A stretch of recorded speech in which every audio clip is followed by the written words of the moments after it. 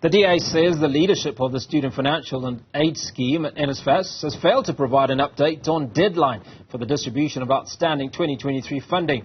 The official opposition says the scheme hasn't also been able to address concerns around student accommodation. For more on this conversation, we're now joined by the DA's Higher Education spokesperson, Chantel King. Ms. King, thanks so much for your time this evening. The DA delegation mentioned glitches in online registration and a number of other issues that you are dissatisfied with post that visit. Walk us through your areas of dissatisfaction. Firstly, let me say good evening to you and your viewers, Hugo. So our first dissatisfaction was around the D-Day of the 15th of January, where they indicated that the 20,000 student allowance backlog of 2023 was going to be cleared. When we asked in this regard how far they've gone, they could not give us a clear answer. They said that they have started. They don't know how far they are, but they are not they will not be able to pay any of these students. They have pushed it up until the 31st of January. And we indicated that most institutions have started registrations, and it will put most of these students in the back foot because they won't be able to register because their funding will not be cleared at the institutions. The other issue that we were concerned with was the online registration, online application system of NSFAS, where most students were experiencing downtime from the system itself when they were trying to register or upload their information. Also, the call center is non-responsive. Students indicated to us that they would be calling the for hours and hours on end. So already there you can see that there is going to be massive challenges at various institutions when it comes to NSFAS students in order to ensure that they will be able to have access to education for the 2024 academic year. We were also told that they are still working on the plan for the missing middle. They are going to fine-tune it. They could not give us a clear indication of the 1.1 billion rand shortfall, which is affecting 87,000 students. Where is that money going to be sourced from? That's why today I saw the CEO of NSFAS in Johannesburg, and he indicated to me that they are trying to sort out where are they going to get the 1.1 billion rand from National Treasury. And we actually told them yesterday, keeping in mind tuition and accommodation fees are going to increase this year. And obviously the 87,000 students might end up being 90 to 95,000 students because they won't be able to cover as many students with the current funding. Do you believe that NSFAS has the right leadership?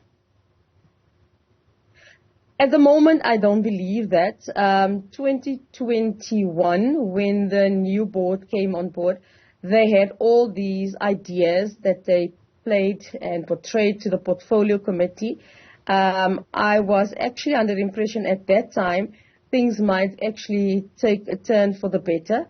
But we have seen that under the tenure, we've seen various dubious contracts that has been irregularly awarded. We were told about the ICT system that they would be able to fix. 119 million rand later, it's still not fixed. We've reliably heard today in various news papers that 44 million was awarded for a contractor that was supposed to do the ICT system as well. And unfortunately, this contractor is linked to the minister. He's also linked to TUT because he was the previous chairperson.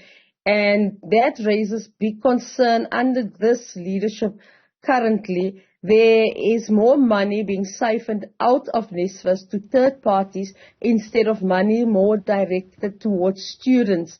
So that raises big questions for me. Now, appeals by those declined funding were discussed. What insights were gained into the appeals process, and how is NSFAS planning to handle these cases? Well, NSFAS indicated that they've so far managed to do 745 appeals for 2024.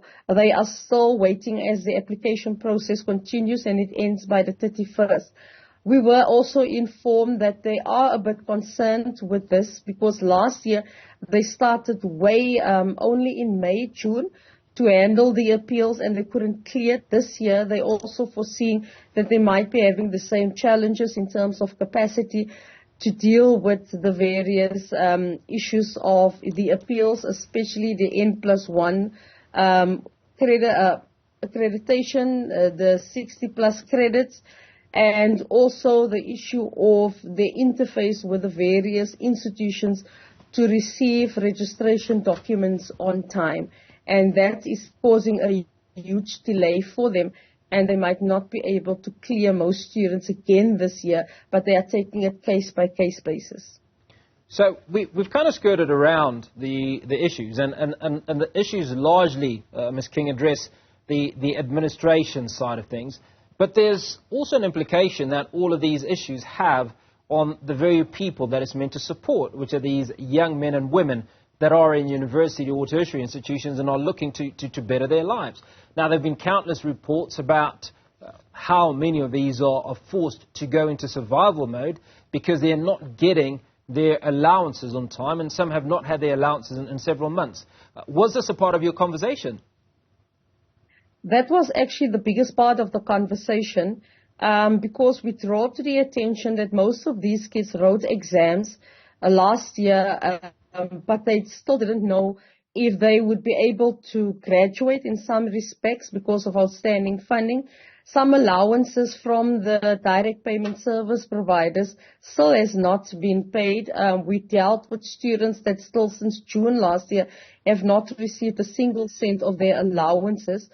Then we also found out because we were phoned by some students, they couldn't go home, some of them staying in the former Transkei area because they didn't have the funds to go home, and they ended up squatting with other family friends because their families didn't have the means for them to get home. So today when we did our oversight at Wits University and University of Johannesburg, they also raised the concern with NSFAS funding. They say that is the biggest concern because they provisionally clear some of the students because they could see academically they were performing well. They are SASSA students, so they would clear them up until such time that NSFAS would end up paying them.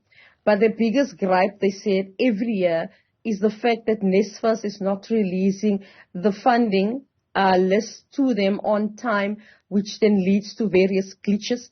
And you see some students who then end up dropping out because they are not certain if they'll be able to pay back the institutions for monies owed. So that is the concerns that we raised with them.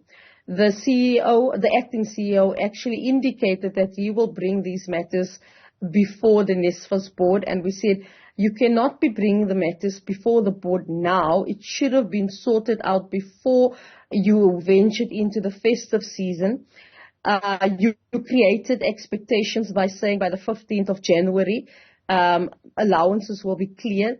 You are sitting with a situation where you do not know how are you going to fund students, specifically the first years, to actually gain access to funding. So there is actually seem to be no real tangible plan. They are playing it by ear. And as I previously said, the 1.1 billion rand has not necessarily been cleared with Treasury because the minister took it upon himself to have a sideshow and talked about the missing middle where he's still sitting with outstanding 2024 promises which were made. And the missing middle, as we heard from institutions today, might also be the burden of the institutions themselves because they currently, it seems as if there's no real effort to ensure that the missing middle is brought on board and how this whole loan system will be working. Have you had a conversation with the students that are impacted, either individually or certainly by virtue of representation?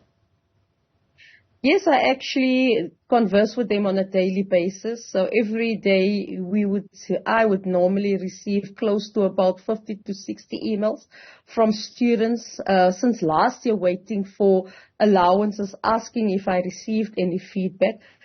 It is actually sad to say that the feedback that we receive from NSFAS will probably only come if you ask them for assistance now and to give you an idea what's going on with the particular student. Only 2 or 3 months later, they would revert back to ourselves as honorable members. So you can imagine how frustrated a student might feel. Just today, I had a student who phoned me. He was very worried. He didn't get his allowances since June last year. He tried to find employment just to pay off where he possibly can. And now he says, I have to do my final year. I cannot go back.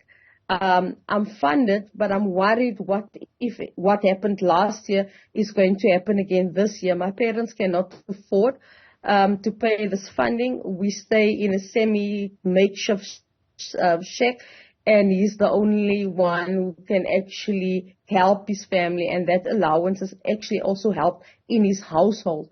So those are the cases that we would normally be dealing with on a daily basis. And in most cases, some of their appeals went through. It was successful, and they were then supposed to be funded. But they would call NSFAS every day just to be told, hold on, we're still working on your case. And it's 2024, and these students are sitting with debts up to 71,000 rand, which their parents cannot afford to pay. Now, you're a member of Parliament, and there have been countless conversations by the students and various students' bodies trying to put some pressure on both the Minister of Higher Education and NSFAS leadership itself. What are your intentions? What are the plans of the DA in ensuring that this problem does not keep recurring? Because it is a broken record. We have these conversations every single day, every month of the year. Well, firstly, we started off by saying the scope of the SIU investigations needs to be extended beyond August 2022, just to get an idea what is going on with the tender fraud and allegations against the minister and the chairperson of the board. So we wrote to the president through John Steenhuisen, who conversed with the president in this regard, to ensure that minister be placed on leave up until we can sort out the allegations that's leveled against him. Then we also wrote to the chairperson of the portfolio committee for an urgent meeting with NSFAS. Today we received the draft program, and within a week or two she is going to call a meeting to get clear answers from NSFAS based on the allegations and how far we and how ready is NSFAS to deal with the issues of outstanding fees in 2024 academic year. But we've taken it a step further. We've laid criminal charges against the minister. And what we are now going to do is we are going to liaise with our student body, DASO, to also start putting pressure on NSFAS to ensure that indeed by this week or by the end of next week, we would see some progress taking place. We have given the chairperson, the acting CEO of NSFAS an ultimatum yesterday to say we want to have the plans by this Friday. We want to know also about the missing middle plans by this Friday. And we want to then ensure that we have the Werksman's report to see what has been done so far with what the recommendations was suggested by the Werksman's attorneys. So we are going to look and see if he is going to come to the table by Friday. If not, then I can guarantee you most institutions will not be ready to take on NSFAS students. And it's going then to be that we then have to go to court if needs be to compel NSFAS to make sure that they up the game. The 20,000 students of 2023, which is still awaiting funding, that they are being sorted out and give them a letter of demand through our lawyers to ensure that those students at least can register for the 2024 academic year. Well, there seem to be two issues that I'm picking up. And the first issue is around the allegations of fraud and corruption that you've spoken about at length. The other issue, whether you take them to court or not, speaks to competence and ability, right? Now, you cannot compel people to become competent by taking them to court. So I'm not convinced that this is the right channel or that channel would work to make NSFAS a more efficient entity. Now, outside of taking them to court to try and become more competent, which might not work, what are the options? The options would then be to ask that the whole board of NSFAS be expelled. Clearly, they're not up to the task.